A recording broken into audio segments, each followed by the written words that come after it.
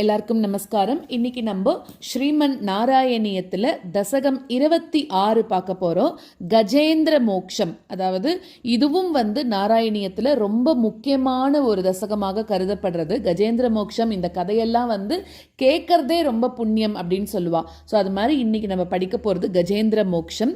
முதல் 5 ஸ்லோகங்களோட விளக்கங்களும் முதல் 5 ஸ்லோகங்களும் கற்றுக்க போகிறோம்.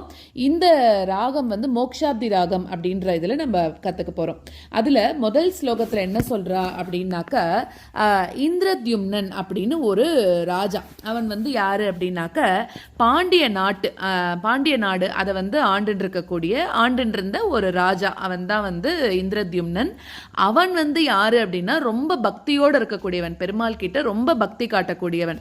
அவன் என்ன பண்றான் அப்படின்னாக்க, ஒரு அமைதியான இடத்துக்கு போய் பெருமாளை திருவாராதனம் பண்ணணும், ஒரு இடத்துல உட்காந்துட்டு எந்த சத்தமும் வராம பெருமாளோட இருக்கணும் அப்படின்னு நினைச்சுட்டு அவன் போயிட்டு என்ன பண்ணுறான் அப்படின்னாக்க, ஒரு சந்தன மரத்தடியில் அங்கே போய் உட்காந்து உன்னோட வழிபாடில் என்ன பண்ணுறான் அப்படின்னாக்க, ரொம்ப ரொம்ப டீப்பான பக்தி, ரொம்ப டீப்பான ஒரு தியானத்துக்கு அவன் போயிடுறான் உன்கிட்ட.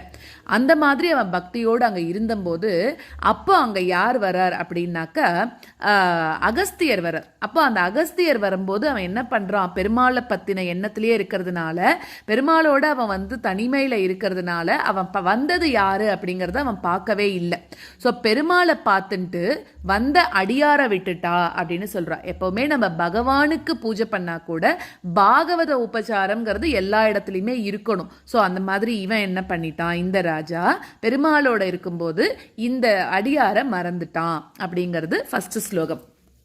ரெண்டாவது ஸ்லோகத்தில், அதனால அகஸ்தியர் என்ன பண்ணுறா அப்படின்னாக்க, வந்தவருக்கு ரொம்ப கோபம் வந்துடுது. அப்போ என்ன பண்ணுறான்னா, நீ என்ன ரொம்ப திமிரா என்னை பார்த்து மரியாதை பண்ணாமல் இருக்கியா அப்படிங்கிறதுக்காக அவர் என்ன பண்ணிட்டாருன்னா, நீ கர்வத்தோடு இருந்த இல்லையா, அனிமல்ஸ்லேயே ரொம்ப கர்வத்தோட மதம் ஜாஸ்தி இருக்கக்கூடிய மிருகம் எதுன்னா யானை தான், அதனால அந்த யானையாக நீ பிறந்துரு அப்படின்னு சொல்லி அவனை சபிச்சுட்டு அவர் அந்த இடத்துலேருந்து போயிட்டார். ஆனால் இந்த இந்திரத்யும்னனுக்கு என்ன ஆயிடுத்து அப்படின்னாக்க, அவனுக்கு அங்க நடந்தது எதுவுமே தெரியல. அவன் என்ன பண்ணிட்டான் அப்படின்னாக்க, ரொம்ப ஒரு முகமாக உன்னையே தியானம் பண்ணிட்டு இருந்ததுனால அந்த கஜேந்திரனோட வடிவம் அவனுக்கு வந்துருது. அவன் மனுஷனாதான் உன்னை தியானம் பண்ண ஆரம்பிச்சான். இவர் சாபம் கொடுத்துட்டு போனோடனே ஒரு முகமா உன்னை தியானம் பண்ணிட்டே இருந்தா கூட அந்த யானையோட வடிவத்தை எடுத்து திருப்பி அந்த யானையோட வடிவத்திலேயே உன்னை தியானம் பண்ண ஆரம்பிச்சிட்டானாம். இவ்வளோ பெரிய ஒரு அருமையான பாக்கியம் அப்படிங்கிறது யாருக்கு கிடைக்கும் இந்த இடத்துல இல்லையா? அதாவது யானையா போனாலும் தியானம் பண்றார். ஏன்னா அவனுக்கு இருந்த அந்த பக்தி ஜாஸ்தி. அதனால திருப்பியும் அடுத்த இதுலயும் அந்த பெருமாளையே நினைச்சு தியானம் பண்ணிட்டு இருக்கான் கஜேந்திரன் அப்படின்னு சொல்லக்கூடிய யானையாக. மூணாவது ஸ்லோகத்தில் என்ன சொல்றார் அப்படின்னாக்க, அந்த யானையும் எப்படி இருக்கு அப்படின்னாக்க, ஏன்னா பெருமாள் கிட்ட பக்தி பண்ணா நம்மளுக்கு என்ன கிடைக்கும், நல்ல நல்ல பதவிகள் தான் கிடைக்கும், நல்ல மேன்மை தான் நம்மளுக்கு கிடைக்கும் வாழ்க்கையில. அதே மாதிரி ஒரு சாதாரண யானையாகவோ இல்ல ஒரு காட்டுல திரியக்கூடிய யானையாகவோ பிறக்க வைக்கல. கஜேந்திரன், அதாவது கஜர்களுக்கு இந்திரன், யானைகளுக்கு ஒரு ராஜா மாதிரி ஒரு பெரிய ராஜாவா அந்த யானை தலைவனாக பிறந்துதான். அப்போ அந்த இடத்துல எல்லா உயிர்களை காட்டிலும் அதுக்கு வலிமை நிறைய இருந்தது. அது எங்க இருந்தது அப்படின்னாக்க, பார்க்கடல்ங்கிறதே ஒரு திவ்ய தேசம் தான் இல்லையா, அந்த பார்க்கடலுக்கு நடுவுல திரிகூட மலையில அது இருந்தது. அங்க நிறைய பெண் யானைகளோட சேர்ந்து விளையாடிட்டு இருந்துதான்.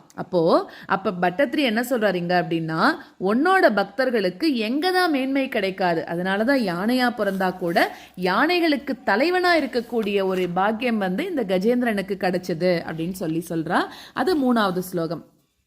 நாலாவது ஸ்லோகத்துல அந்த யானை என்ன பண்ணித்து அப்படின்னாக்க, தன்னோட வலிமையாலும் அது எங்க இருக்கு, அந்த இடத்தோட விசேஷம், திருப்பார்கடல் ஒரு திவ்ய தேசம் இல்லையா, ஸோ அதனால பெருமாளோடவே அந்த திருப்பார்கடல்ல நடுவுல இருக்கு. அதனால என்ன ஆயிடுத்துன்னா, அந்த விசேஷத்தினாலையும் அதுக்கு அந்த இடத்துல துன்பம்னா என்னன்னே தெரியல, ரொம்ப ஜாலியா விளையாடிண்டு எல்லா யானைகளையும் அடக்கிண்டு அதே போல அது இருந்துதான். ஆனா ஒரு நாள் என்னாச்சு அப்படின்னாக்க, அந்த இடத்துல ரொம்ப வெயில் தாக்க ஆரம்பிச்சிருந்தான். அப்போ அதனால பெருமாளோட சங்கல்பத்தினால் அது என்ன பண்ணிட்டுன்னா மலைக்கு பக்கத்தில் இருக்கக்கூடிய ஒரு குளம், அந்த குளத்துக்கு போயிட்டு யானை கூட்டங்களையும் கூடவே கூட்டின்னு போயிடுத்து. அங்கே போய் அந்த குளத்தில் போய் விளையாட ஆரம்பிச்சுதான். ஸோ இது எல்லாமே உன்னோட திருவிளையாடல் தான் அப்படிங்கிறார். ஏன்னா அந்த ஒரு பாண்டிய நாட்டு ராஜா யானையா மாறினதும் உன்னோட சங்கல்பம் தான், இப்போ அந்த குளத்துக்குள்ள போறதும் உன்னோட சங்கல்பம் தான் அப்படின்னு சொல்றா. அது 4வது ஸ்லோகம்.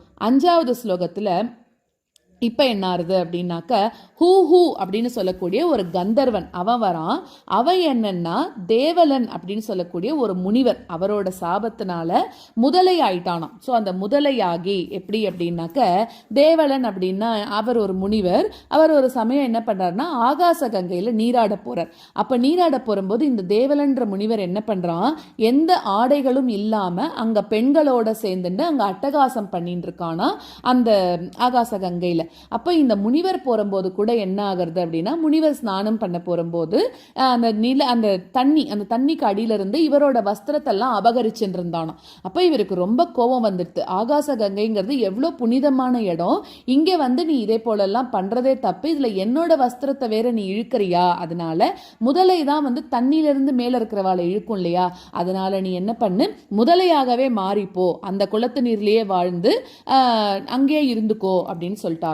அப்படி அந்த குளத்திலேயே வாழ்ந்துட்டு இருந்த அவன் அப்ப என்ன பண்ணிட்டான், அந்த முதலையா இருக்கிறவன் யானையோட காலை கவ்வின்ட்டானான். அப்போ உன்னோட பக்தர்களுக்கு அனுகிரகம் கொடுக்கணும் அப்படின்றதுக்காகவே நீ என்ன பண்றன்னா அவளுக்கு துன்பங்கள் கொடுக்கிறவனாகவும் நீதான் இருக்க. ஸோ முதலையா மாத்தினதும் நீதான், யானையா மாத்தினதும் நீதான் அப்படின்னு சொல்லி 5வது ஸ்லோகத்துல சொல்றார்.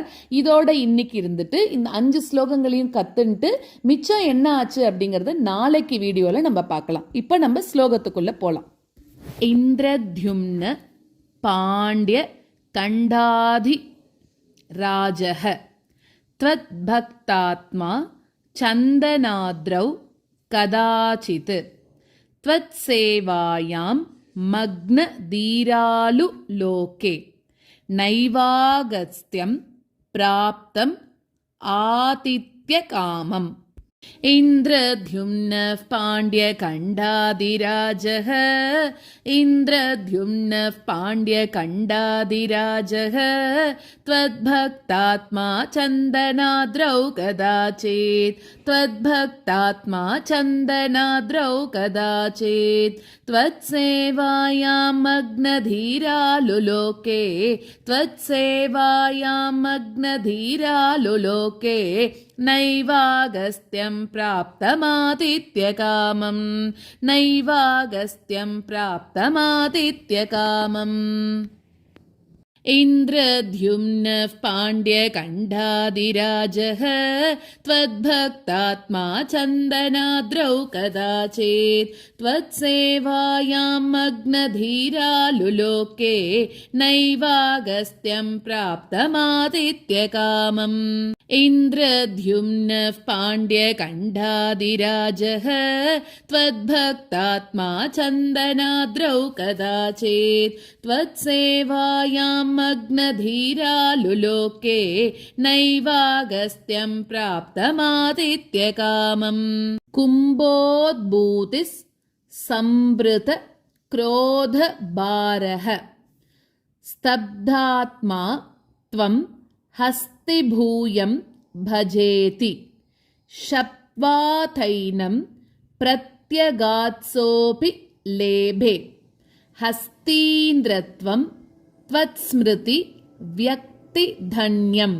कुम्भोद्भूते संभृतक्रोधभारः कुम्भोद्भूते संभृतक्रोधभारः स्तब्धात्मा त्वं हस्तिभूयं भजेति स्तब्धात्मा त्वं हस्तिभूयं भजेति शप्त्वाथैनं प्रत्यगात्सोऽपि लेभे शप्त्वाथैनं प्रत्यगात्सोऽपि लेभे हस्ति हस्तीन्द्रत्वं त्वत्स्मृतिव्यक्तिधन्यम् हस्तीन्द्रत्वं त्वत्स्मृतिव्यक्तिधन्यम् कुम्भोद्भूते सम्भृतक्रोधभारः स्तब्धात्मा त्वं हस्तिभूयं भजेति शप्त्वा तैनं प्रत्यगात्सोऽपि लेभे हस्तीन्द्रत्वं त्वत्स्मृतिव्यक्तिधन्यम् कुम्भोद्भूते सम्भृतक्रोधभारः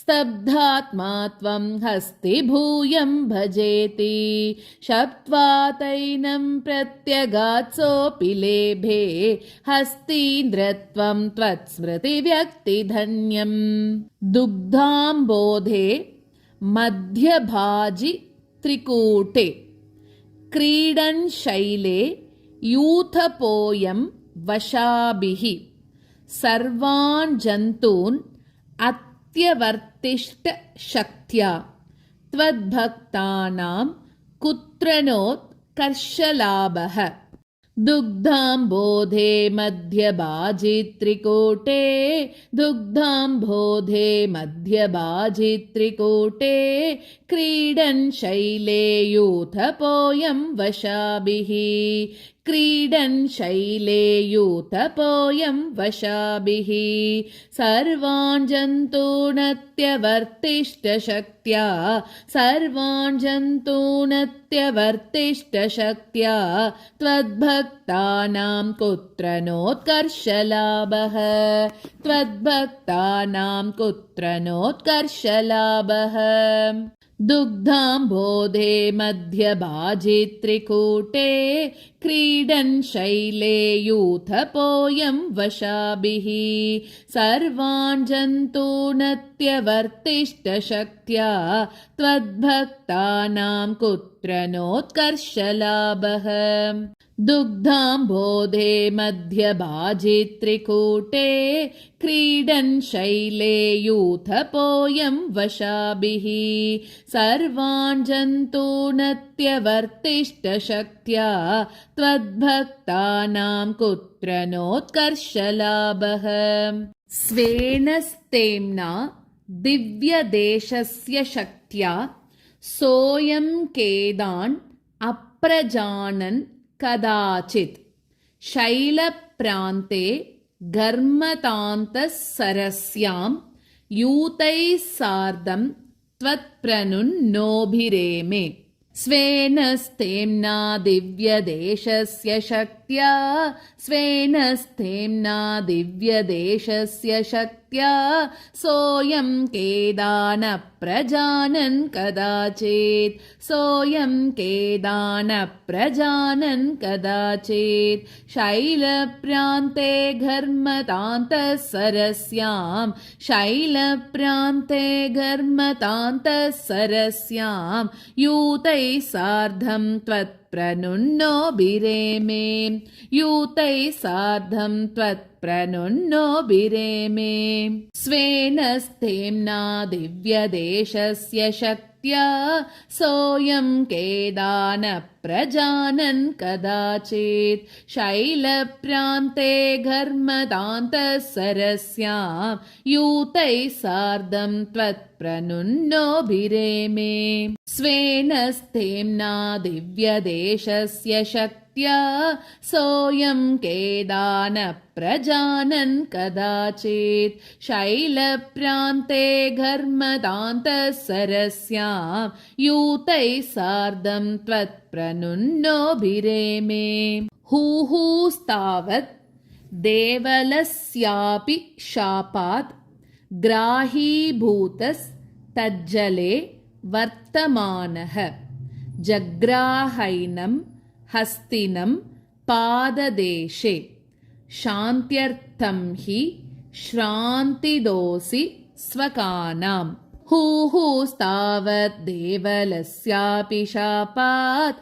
हुहुस्तावत् देवलस्यापि शापात् ग्राहीभूतस्तज्जले वर्तमानः ग्राहीभूतस्तज्जले वर्तमानः जग्राहैनं हस्तिनं पाददेशे जग्राहैनं हस्तिनं पाददेशे शान्त्यर्थं हि श्रान्तिदोषि स्वकानां शान्त्यर्थं हि श्रान्तिदोषि स्वकानां हुहुस्तावत् देवलस्यापि शापात् ग्राहीभूतस्तज्जले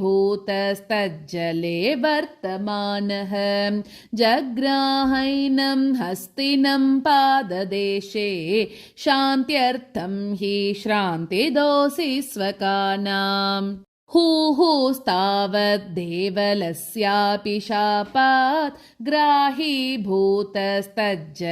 वर्तमानः जग्राहैनं हस्तिनं पाददेशे शान्त्यर्थं हि श्रान्तिदोषि स्वकानाम्